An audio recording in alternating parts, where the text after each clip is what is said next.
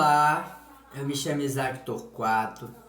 O tema do nosso vídeo de hoje é o período joanino, período esse que vai de 1808 a 1821, que nós temos aqui no Brasil conhecido como a hospedagem da família real aqui dentro da sociedade brasileira, dentro que era a sua colônia e vai vir ser a metrópole e tudo mais.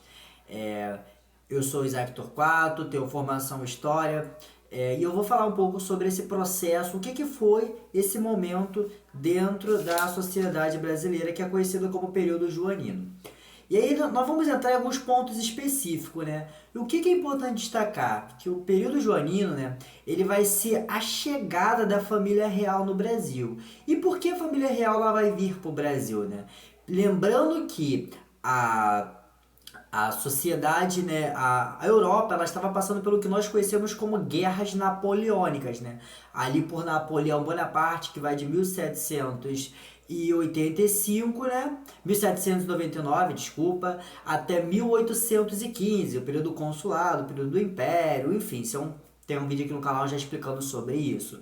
E aí que o Napoleão Bonaparte ele vai declarar o bloqueio continental. Brasil não, desculpa, Portugal, ele aceita no começo, mas depois ele reivindica, ele rompe com o bloqueio continental do Napoleão Bonaparte, e aí que nesse momento, né, Napoleão vai invadir Portugal, e aí a família real ela vai vir fugir daqui para sua melhor e maior colônia, né, que era o Brasil, que gerava muitas riquezas. Lembrando que a ideia de império, a ideia de império, né, império não, desculpa, a ideia ali do absolutismo, a ideia ali da monarquia, não se vai pela questão do território, e sim pela cabeça do rei, e sim pela figura, né, da família real. E aí que nesse momento vai adentrar o mar escoltado pela Inglaterra, né, já que era a maior marinha daquela época, né,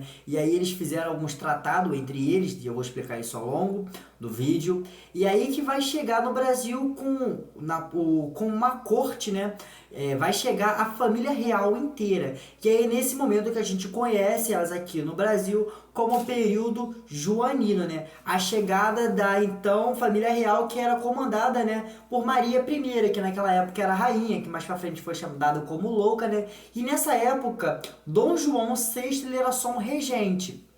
Ele ainda não estava no poder, né? E aí que eles vão chegar, né, aqui, primeiro em Salvador, ficar um tempo lá em Salvador e depois vem para o Rio de Janeiro adentrar esse momento. E aí o que eu vou destacar, né? Vamos destacar o que foi o período joanino, o que foi esse momento para pensar a história, né? Ele trouxe uma coisa direta, o que nós conhecemos como o quê, né? Ele foi uma consequência da independência no Brasil, porque quando a família portuguesa se estabelece aqui, depois ela vai embora, logo em seguida o próximo evento, né, é a independência dos Estados Unidos, a independência do Brasil, né? Então está intimamente ligado ao período joanino, o período da família real, a estadia da família real dentro do Brasil, com o processo de independência.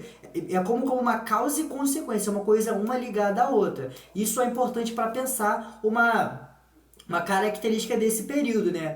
E aí, né, em 1808, quando a família real chega aqui, né, nós temos o que, né?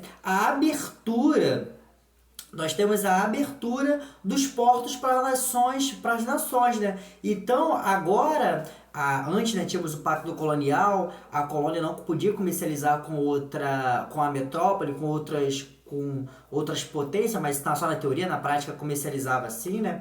E aí nós temos o que agora, né? Agora não, agora a colônia, ela pode sim comercializar com outras regiões, especialmente com a Inglaterra. Obviamente, né, dois grupos políticos que estavam aqui, nós temos a elite paulista, a elite portuguesa, que vai chegar com a família real, nós temos essa elite aristocrática, essa elite agrária que já vivia aqui, vão gerar conflitos, mas isso aí é um papo para uma outra história. E aí que em 1810 nós temos o Tratado de Comércio e Navegação, que era um tratado feito com a Inglaterra, lembrando que a Inglaterra, se ela escoltou, não foi à toa, nada é de graça nessa vida, né?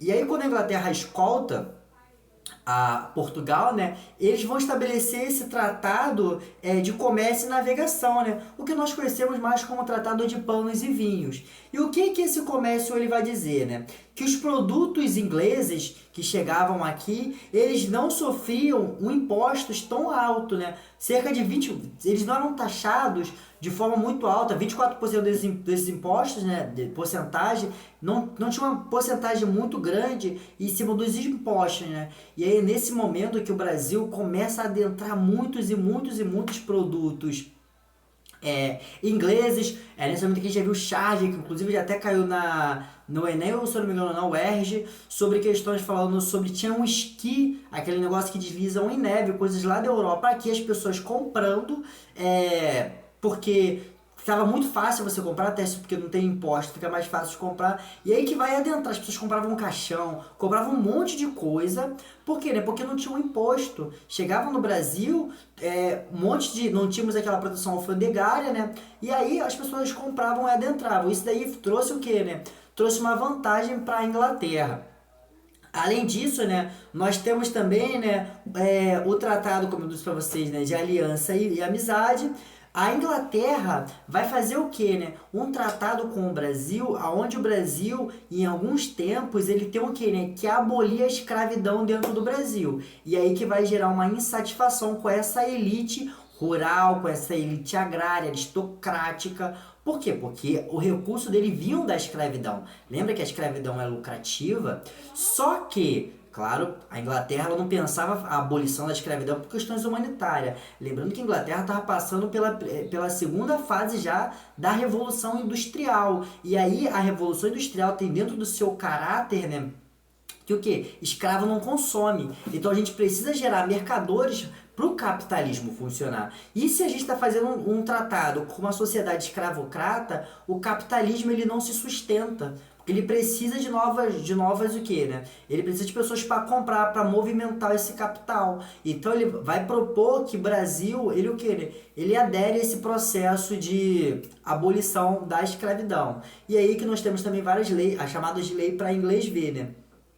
E aí que também um ponto crucial era o quê, né? Que todos os crimes cometidos por os ingleses aqui dentro do Brasil, eles deveriam ser julgados lá na Inglaterra. Olha como é que quando a Inglaterra protege essa chegada da família real aqui no Brasil, se gera uma série de vantagens para a Inglaterra. Inclusive, há historiadores que falam que isso daí vai gerar lá na frente uma ajuda para o processo de revolução, da segunda fase da Revolução Industrial.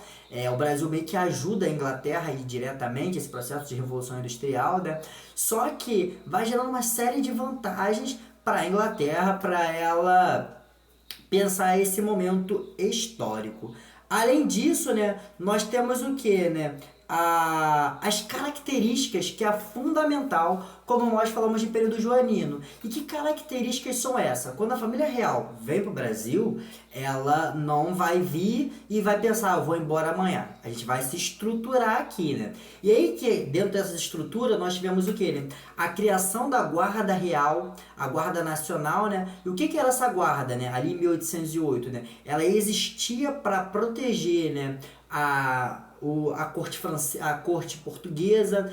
Ela também existia, né, para defender também, né, os latifundiários. É ela que ia atrás dos escravizados fugidos, porque ali vai ser extinguido, né, os bandeirantes vão deixar de existir, e aí começa a surgir a Guarda Nacional, e mais pra frente vai ser conhecido como Polícia Militar. A Polícia Militar, ela surge ali da Guarda Nacional, e ela surge com o intuito de quê, né? De perseguir escravizados, fugiu, a guarda ia lá, né? Inclusive tinha as delegacias, as pessoas entravam lá nas delegacias para procurar o seu escravo, entre outras coisas. Isso é uma característica do período joanino. A polícia, quando ela surgiu para defender a elite econômica brasileira, a elite da nobreza. E aí quando a gente pensa da polícia no Império, na República também, e no Império, parte no Império e na República, ela vai existir para encarcerar a população negra. Depois ela parte por uma questão mais política. Na ditadura ela se militariza ainda mais. acaba a ditadura, ela continua militarizada, acabou que o assunto foi para um outro ponto, né? Mas a história da polícia militar eu gosto sempre de pensar nessas transformações. E aí um dia eu pretendo trazer um vídeo só explicando a história e a função da polícia militar na sociedade brasileira. Mas é importante pensar que a polícia vai surgir no período joanino. Além disso, ele vai trazer a biblioteca para dentro do Brasil, aquela biblioteca nacional com diversos livros. Na época não tinha internet, né? Então imagina como é que era feita, estudava, né? Então ele pega lá, eles faziam o cofre também lá de Portugal e traz tudo para cá. E quando volta para lá já esvazia também os cofres dentro do Brasil, né? E aí que nós tivemos o que, né? A questão da Guerra das Cisplatinas, né? A conexão, né, das Cisplatinas do Uruguai. Tivemos a imprensa régia. O que foi a imprensa régia? Lembra que o Brasil ele tinha suas imprensas, né? Mas agora não, agora tem uma única imprensa que ela vai ser propagada o quê, né? Claro, o império que estava aqui no Brasil. E ele vai fazer a propagação. Tem a criação do Banco do Brasil. Esses característicos eles são muito importantes porque cai bastante em prova, né? Porque é a consequência direta da família real no Brasil. E além disso, né, nós temos o que, né? A implementação do que nós conhecemos do Rio de Janeiro, né, passando por esse processo de europeização. Claro que lá com Pereira Passos é um outro momento, mas é um momento que o Brasil ele começa a ficar com mais a cara da Europa. Ele passa por essa modificação, essa externalização, beleza? Além disso, né, nós temos o que, né? A perca também, né, a anexação da Guiana Francesa, e isso também é um ponto para uma outra história.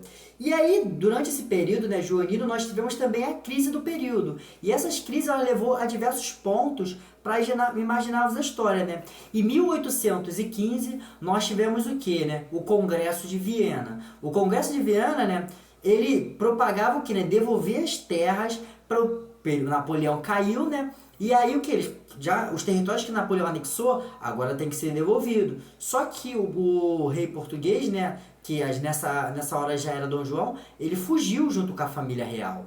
Fugiu da Europa. E então é nesse momento que ele vai elevar, né, foi uma estratégia política, né, Reino Unido de Portugal e Algarves. E o que significa? Não, agora a colônia ela é a mesma coisa que o império. E aí, claro que vai gerar muita insatisfação para parte dessa elite que estavam aqui, né? Já que eles vão perder as questões do mercado econômico.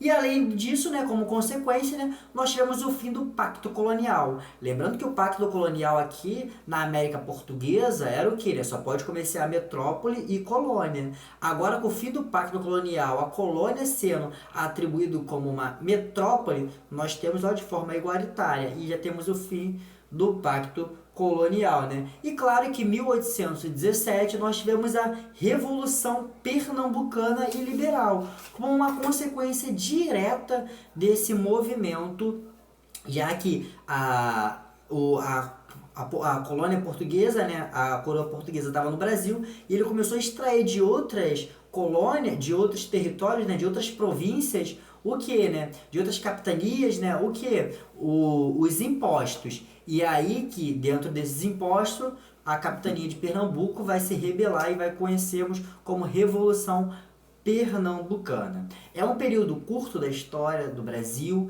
mas é importante para pensar a consequência, né? Que o que acontece? Nós tivemos lá a Revolução do Porto, lá em Portugal, e Portugal já passando por esse processo de conturbação, e aí é nesse momento que Dom João VI, né, volta para Portugal, deixa o seu filho aqui regente, né, que é o Dom Pedro I, e aí, né, o Pedro de Alcântara, né, que era conhecido, né, vai gerar o processo de independência no Brasil, mas isso é um papo também para uma outra história. É isso, espero que tenham entendido, espero que tenham gostado. Esse foi o período joanino para pensarmos a história do Brasil.